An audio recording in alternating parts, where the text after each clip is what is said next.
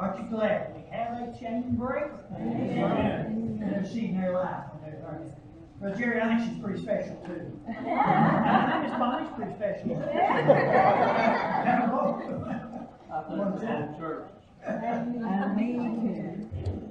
Back in 1958, a man named Robert Lane and his wife, who lived in the Harlem part of New York City, they just had their 7th son. This is a true story.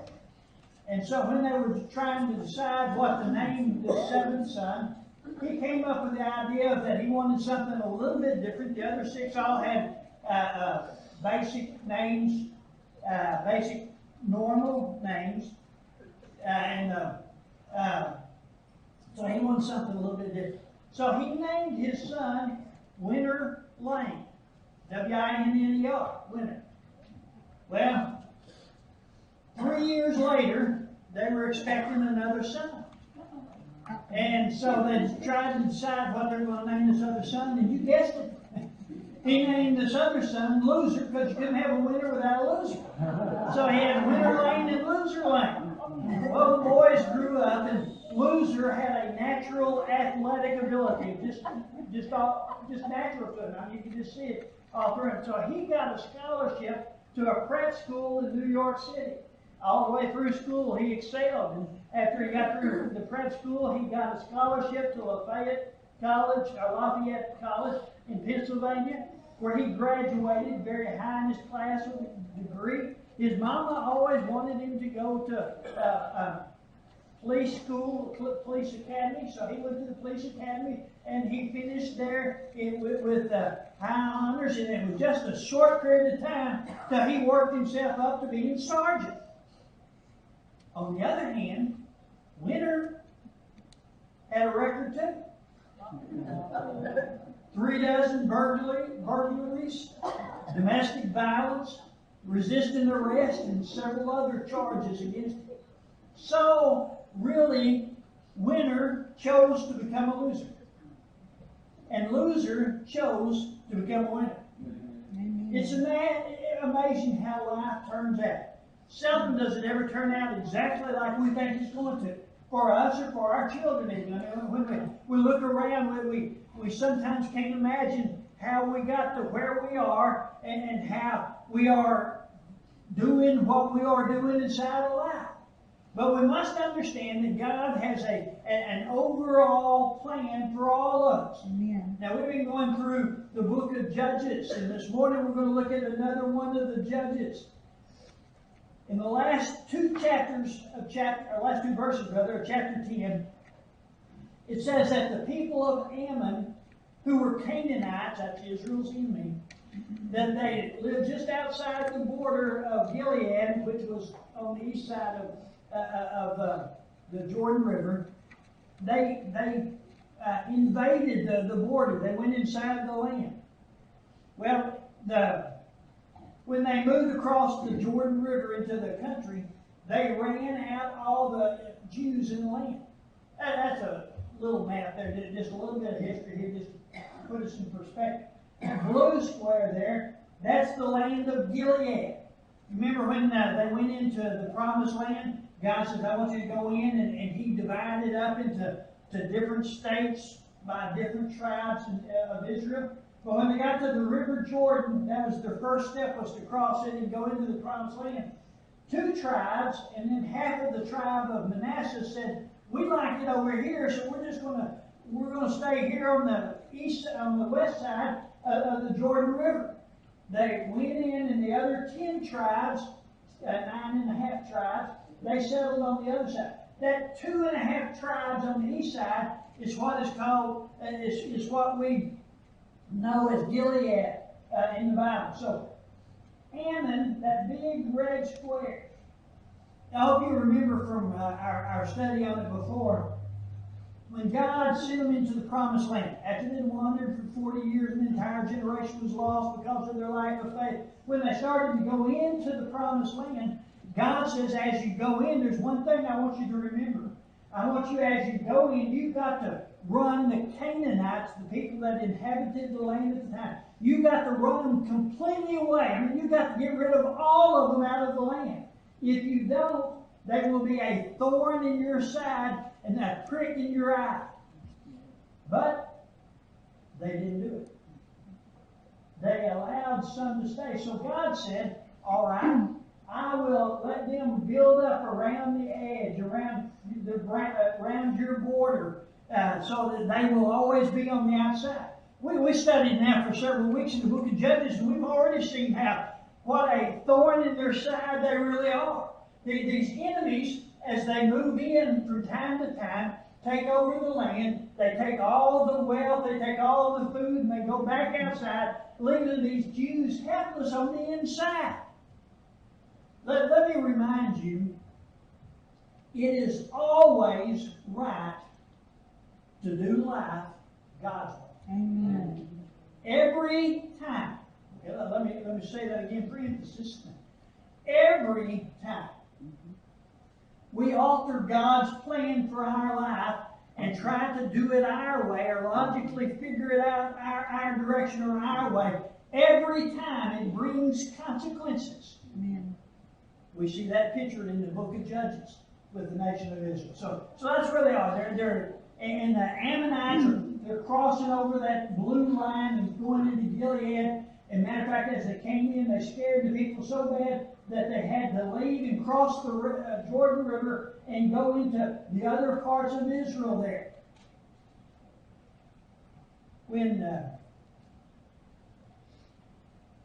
Let me introduce you to Jephthah, the judge we're going to look at today. Let me start out by saying God chooses a man that everyone else would say was a loser. The Bible describes him and tells us a little bit about Jephthah. In verse 1 of chapter 11, now Jephthah the Gileadite was a mighty man of valor, and he was the son of a harlot, and Gilead begat Jephthah. Now when you read that, there's a couple of things that really pop out to you. Number one, the fact that Jephthah was an illegitimate son of a prostitute. Now, it doesn't tell us much about his daddy. It says that Gilead, but that was the land that they lived in. So it probably meant that he was a prominent citizen of Gilead. This prominent citizens of Gilead had this son with a prostitute.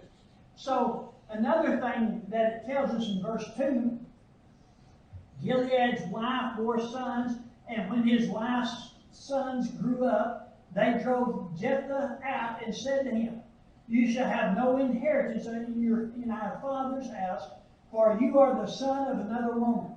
In the King James Version, this is the New King James, but in the King James Version, where it says another here, it says strange woman there. Now, I believe that the term strange or another woman there is talking about the fact that this was a Gentile woman, a Gentile prostitute, if she was not a Jew. So the fact is, he had two strikes against him.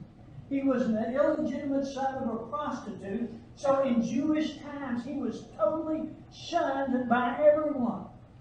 He was also the son of a Gentile, making him half Gentile and half Jew. Another reason the Jews would absolutely shun him. So get the picture here. Here's a guy that everybody has labeled as being a loser for no fault of his own, because of the background that he came up in and the background that he grew up in without a choice in the matter. Picture this too, that it goes on to say, and by the way, well, it says that all of his half-brothers, that when his daddy died, that it came time to split the inheritance, they said, you have no inheritance in our household at all. You have nothing here.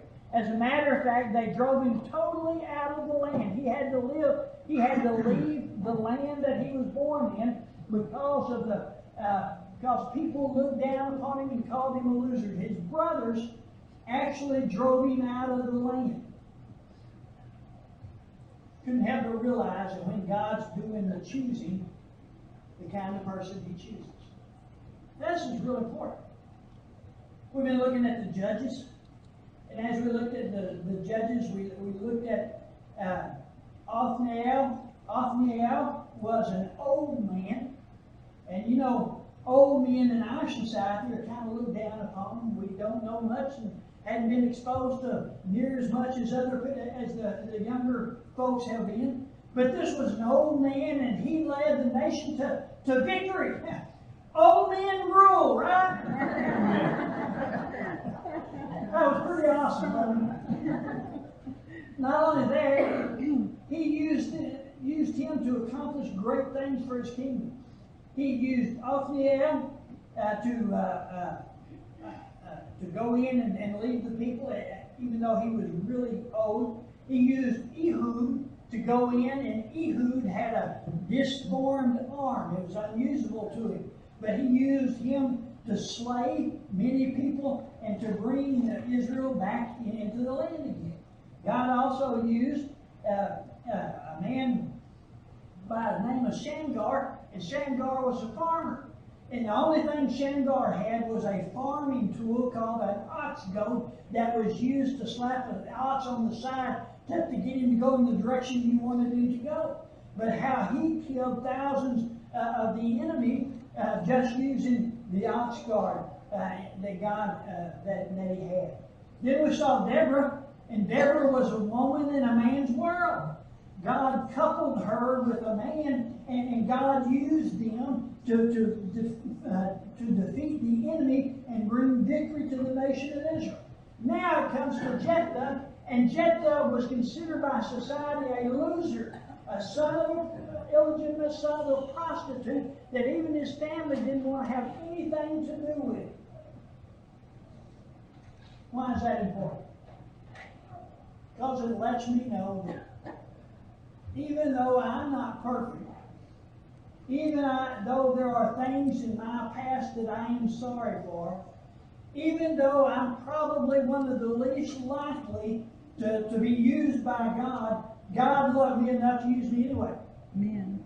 And that means no matter where you have been, no matter what you have been involved in, no matter what's going on in your life, God can use you if you will let Him use you. Amen. God will empower you. God will take you, and God will use you to do mighty things in His service if only you make yourself available to Him. We see that very clearly all through God's Word. He paints that example for us. Well, it's not what's in your past. It's where you are right now and how available you are to God. He looks in lives that other people may see losers in, but He sees the possibility of a winner. The decision is ours to choose or to not to choose to be with God, to do what God wants us to do. His family totally rejected him. Society rejected him, and because of the lifestyle of his mother. So what does he do? Well, verse 3 says, Then Jephthah fled from his brothers and dwelt in the land of Tob. And worthless men banded together with Jephthah and went out raiding with him. Jephthah did what most people do whenever they're rejected with them. Some people become clowns and just everything's funny and take nothing very seriously. Some people try to be the smartest or try to be the toughest person around with very little emotion showing. But Jephthah, he ran from the situation when he was rejected. Now God is doing something in the middle of all this. It doesn't seem fair, does it? That a man, just because of who his mother was, or just because of the situation that he was born in, he had no control over, for society to turn on. When I read that, I thought, I've been around long enough to realize how unfair life really is. Bad stuff happens to good people. It happens all the time. We find ourselves in situations because of what other people have done, and many times we get the blunt of what's going on because of decisions someone else has made. Life is not fair. There's a second verse to that. God never promised you that life would ever be fair here. One day it's going to be absolutely fair. Amen. Praise God. look forward to that time, don't you? All the injustices that we see go on in the world around us, all the hate, all the meannesses, all the conflict and the warring and all the back and forth at each other that we hear on the news all the time going on, all of it will be settled, and we'll live in a perfect environment. Life will be absolutely fair. But until then, life is not always fair. Matter of fact, life is seldom fair. So we have to learn how to deal with it. What do you do when life deals you an unfair hand? How do you respond to it? How do you react to it? It takes a long time for some of us, maybe not so long for others of you, but some of us it takes a long time, most of my life, to realize that when I try to do something about it, I make the situation a whole lot worse. I need to learn to sit back and just say, all right, God, you know what the truth is. You know what's right. You know what's just.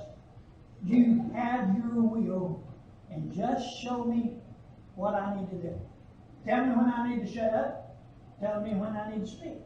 Tell me when I need to go and do something, and tell me when I need to stop and not do a thing about it. Because you know what will happen and I don't. Amen. And God works out. God blesses those who will depend on Him. Not that the unfair parts of life will go away. They're always going to be there, but you're going to have a strength and a peace even in the middle of it when you learn to let loose and just let God. Well, another thing. Well, God is doing something right in the middle of Jephthah's life. It looks like because of his dad's poor decision, because of where he was born, and things that he was unfairly dealt with. He had to leave his own home. His own brothers turned against him. He had no one. And yet, somewhere in that moving and turning, we see, we just read, that Jephthah, when he left his home because his brothers ran him out, he went across the border, he crossed the Jordan River, went on the other side, and he went to a place where there was nothing but evil people, bad people. It says he went in there, and this group of people flocked towards him, associated with him. And so they started raiding others. And when you read that, look at what it's really saying. In other words, this band of thieves came around him, and they started going out and stealing food and stealing possessions, the very things that the enemy was doing over in Gilead that caused everybody to leave at a later time. Somewhere there, he came to know, place his faith in God. How do you know? Well, I'm glad you asked. In Hebrews chapter 11 is what we call the Faith Hall of Fame. And in chapter 11, all the way through, he describes faith. And there are all these faithful men inside the chapter of faithful people, and like Abraham and Moses and a whole list of faithful people. Right there at the very close to the very bottom is a man named Jephthah. That's right. And he describes him with Moses and with Abraham. And down at the very bottom, he says that these men were not even, that the world was not even worthy of these great men because of their faith. So somewhere, Jephthah made God's Hall of Fame of faith. He placed his faith and trust in the Lord. What happened after he placed his faith and trust in the Lord? Excuse me. Well, verse 5 says, and so it was, when the people of Ammon made war against Israel, they came across the border into Gilead, and they started fighting with all the people in Gilead, that the elders of Gilead, the leaders of Gilead, went to get Jephthah from the land of Tob. So Jephthah said to them, I love this, Gilead, do you not hate me and expel me from my father's house? Why have you come to me now when you're in distress? You see kind of the human side of Jephthah, don't you? Man, they ran him out. They said bad names about him. They had nothing to do with him. They rejected him all of his life. He had to go leave his country, go into a foreign land. And now here come the very people that reject him back down here and say, Jephthah, buddy, we got a problem, and we need your help. So Jephthah, I think he kind of giggles under his breath, kind of chuckles a little bit under his breath. Well, aren't you the same guys that said I was worthless? Aren't you the same guys that told me I'd never amount to anything or beat anybody? Aren't you the same guys that told me I couldn't have an inheritance in my father's house because I wasn't worthy? And you ran me out of the country? Why are you coming to me when you're in trouble? It's an amazing thing I've seen through the years, and you probably have too.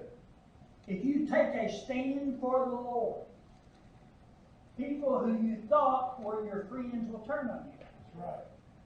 The world doesn't accept those who want to live for Jesus until they get in trouble. Right. When they get in trouble, who do they turn to? They turn to their Christian friends. Why? Because they see in them a source of strength. They see in them something that they can't find anywhere else in the world. They see in them that courage, that strength, even that sense of peace within their heart from knowing Jesus Christ as their personal Savior. That's what happened in Jephthah's case. Verse 8, and the elders of Gilead said to Jephthah, this is why we have turned again to you now, that you may go with us and fight against the people of Ammon, and be our head over all the inhabitants of Gilead. In the first verse, it told him that he was a mighty man of valor. That means that he was a strong, big guy. It also means that he was a leader. He was the kind of guy that could get people together, get them organized, and get them moving in the right direction. The person you want to look to when there's a situation or where there's a problem.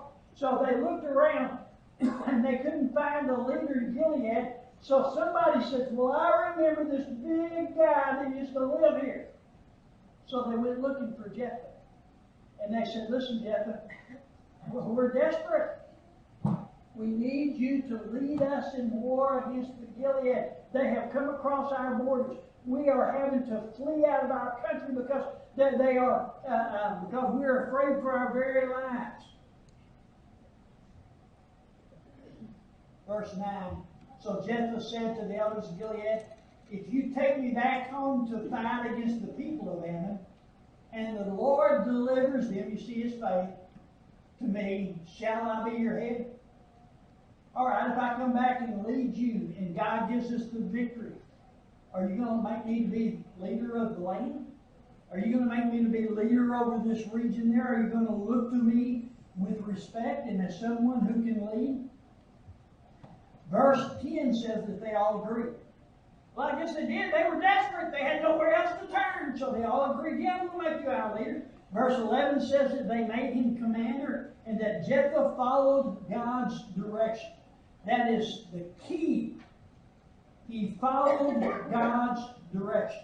It is always right to follow God's direction, even when it looks like he is carrying you in a dead-end road or down a dead-end road. God always delivers. Yeah. Think about this. This winter, in a moment, was very careless and it cost him. He carried Israel in.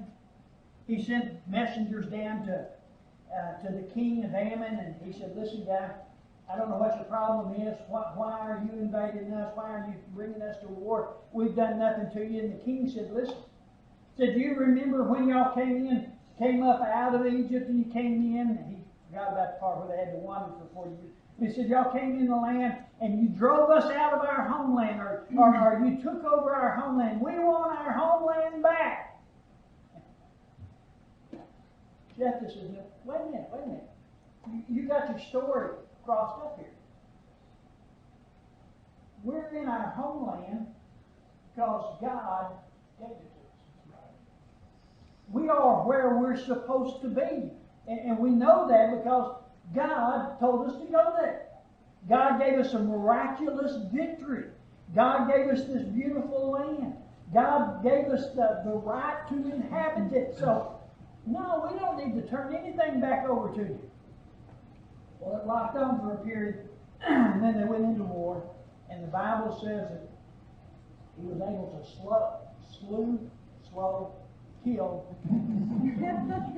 kill a lot of people, kill a lot of the soldiers, and drove them completely out of the land. On his way in this battle, God said, Jephthah says, God, I want to make a deal. If you will give me this victory, whatever the first thing I see when I get back home, I'll offer as a sacrifice to you, to praise you for the victory that you're going to give me. Understand, God is not Monty Hall, and He doesn't play, let's make a deal. The Bible tells us that whatever we commit to God, or whatever we vow to God, we are to be very, very careful, because God takes it very, very serious. So God gives them the victory. He went in and without much resistance at all, he ran them out of the land, got rid of a bunch of the soldiers so that they were extremely weak and had to go back in their own land.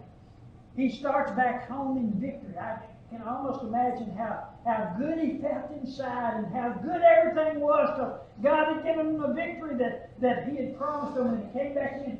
And when he started out the driveway, his little dog comes running out after him. Daddy, Daddy, Daddy, you're home! Immediately it ran through his mind, I promised God that I would sacrifice the very first thing that I saw. When I was studying this, when I was thinking about this, I thought, why? And then there's a couple of things that really jumped out at me. Now, God held Jephthah to his vow. Jephthah got his young daughter aside and said to her, honey, I made a vow to God that the very first thing I saw, I would offer as a sacrifice. I love the response of this young lady. Now, she doesn't whine or cry or go on like I think I would have. No, Dad, and go trying to hide. But she said, just give me a couple of months to deal with this, get through this, to say goodbye, and to do whatever I need to do. Then, Lord, then, Dad, you need to do what you promised God you were going to do. You need to do it. Go through. So he gave her the 2 months, and he sacrificed his daughter like he said, like he told God that he could do. I thought, why would God, being a loving God, why on earth would He accept that sacrifice? And when I just almost immediately after I asked that question to myself, it came to me, I am asking from a human perspective. I don't have a clue. I don't know the mind of God, but this much I do know. I serve a loving God. And absolutely everything He does perfectly, and He does right. Even if I don't understand it, even if it doesn't seem like a product of love. So God had a loving reason for that little girl. And when you look at it from a spiritual perspective, that little girl was released from a whole lot of cares of life. We know she had faith in God because she told Daddy, you need to do what God wants you to do. I mean, you need to make this vow. So God just released her early so she wouldn't have to face all the problems that we know happened in the nation of Israel, because we got the book to prove it. But He released her early to go on into heaven. People always say about a child, well, she just missed so much. I mean, she never got married, never had the joy of having children, and never did this. Let me tell you, she didn't miss a thing.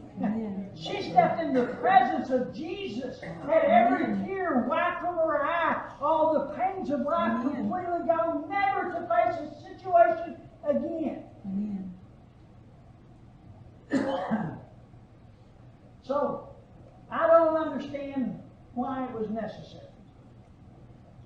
But I have faith enough to know that God knew what He was doing, and that God was. Thank you, brother. That's great.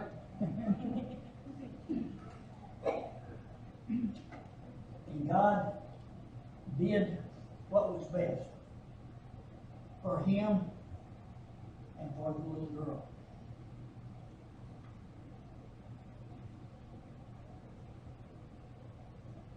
Advance it, Brother Jack, if you will. Advance the slide, if you will. And Jephthah made a vow to the Lord and said, if you will indeed deliver the people of Ammon into my hands, then it will be that whatever comes out of the door of my house to meet me, when I return in peace from the people of Ammon, shall surely be the Lord's, and I will offer it up as burnt offering. Okay, go ahead and advance it, please. When Jephthah came to his house at Mizpah, there was his daughter coming out to meet him with timbrels and dancing. She was so excited. And she was his only child. Besides her, he had neither son nor daughter. Okay? And it was so at the end of 2 months that after she returned to her father, and he carried out his vow with her which he had vowed. She knew no man, and it became a custom in Israel that the daughters of Israel went 4 days each year to lament the daughter of Jephthah the Gilead. I don't know all God did by taking this little girl, or receiving this little girl. But I do know that it made such an impact. Even today, Orthodox Jewish women will take this time, these 4 days, and will lament and talk about the story of Jephthah's little daughter. God continues to use her as a testimony to Him. God continues to use her as a reminder of what happens when we take our eyes off of God and do things our way. God continues to use this little girl to speak to us of our need and dependence upon God. God continues to use her in a way that He couldn't use her otherwise.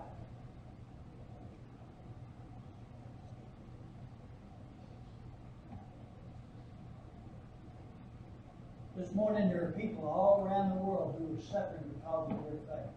We're told that this last year there were more people martyred for the cause of Christ than ever in history.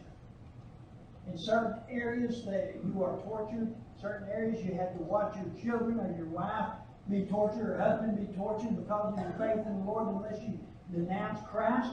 Where churches are burned with people inside because of their faith in God. You and I are very, very spoiled today. We take for granted all that God has given us and all that God is doing for us. We need to stop and realize that God has allowed us the opportunity to worship Him publicly in church. God has given us the opportunity to worship Him every day through life in the way that we live, in the way that we respond to situations and respond to others.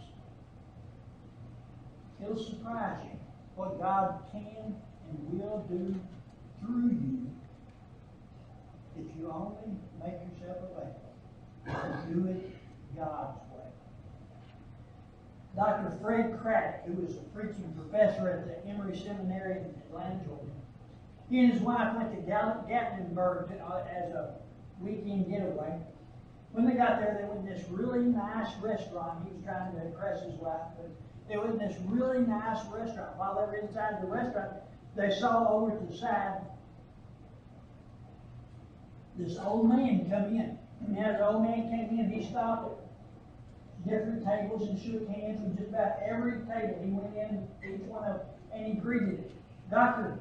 Craddock said, I thought to myself, this guy wants money. And if he finds out I'm a preacher, said he'll hit me up top. So I'm just not going to talk to him much. When he comes over here, I'm just going to try to not say much to him and try to ignore him. And maybe he'll go on without finding out I'm a preacher. So he came over to their table, sure enough, and he introduced himself to them. And he asked Dr. Craddock, said, where are you guys from? He said, well, we're from Atlanta, Georgia. And he stopped. Well, what do you do? He thought to himself, and then he said, I'm a professor. Oh. So the guy went on to talk to him. He said, well, what do you teach? He said, homiletics. And a smile came across the guy's face and he said, oh, you're a teacher to preachers. And he pulled up a chair and sat down. He said, I want to tell you a little story. He said, I was born on the outskirts of Gatlinburg, way out in the country. We were really poor and I had no dad. We didn't know who my dad was. My mom always made sure my clothes were clean, even though they were not always the best around. And we always had something to eat. He said that when he would go into town, he would hear people say, there's that illegitimate boy. They would use another word, but he said he didn't know what that meant. But he said, I did know that if I got home in the afternoon and the screen door was latched, that meant I had to wait outside until some strange man left the house. No one would invite me to their birthday parties or play with me at their house. I would walk to and from school all by myself because none of the other kids were allowed to play with me. One day, while I was in Gatlinburg, as he got older, he said everybody around was real excited about a new Baptist preacher coming down to First Baptist Church, Gatlinburg. He thought to himself, I'd like to see what's going on, but I know if I go in there, I'll be rejected, that they don't want me inside that kind of place, and people won't have anything to do with me because my clothes are bad and everything. But he said, I felt like I just needed to go, so I stood outside kind of behind a tree until everybody went inside and I could hear the music start. And then I went through the door and I sat on the very back pew.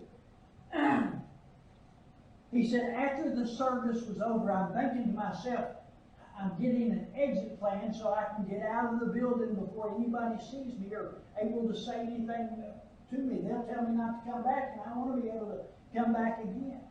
But he said, as I was sitting there thinking and the preacher was preaching, all of a sudden my mind was thinking of nothing else except what he was talking about.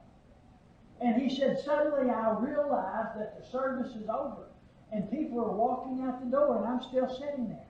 He thought to himself, now what am I going to do? So he gets off his pew at the back and he tries to slide behind some other people.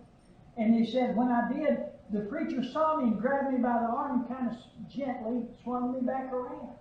And he said, he started asking me, who are you, son? And then he said, a smile came across his face. He looked in my eyes and he said, I know who your father is. He's my father too. He could see Jesus in his eyes and what had happened to him during that service. Amen. Well, the man told the story.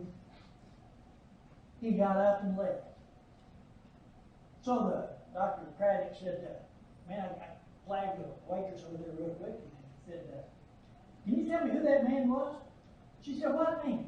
She said, oh, that old man that came in and was going to every table and talking to him.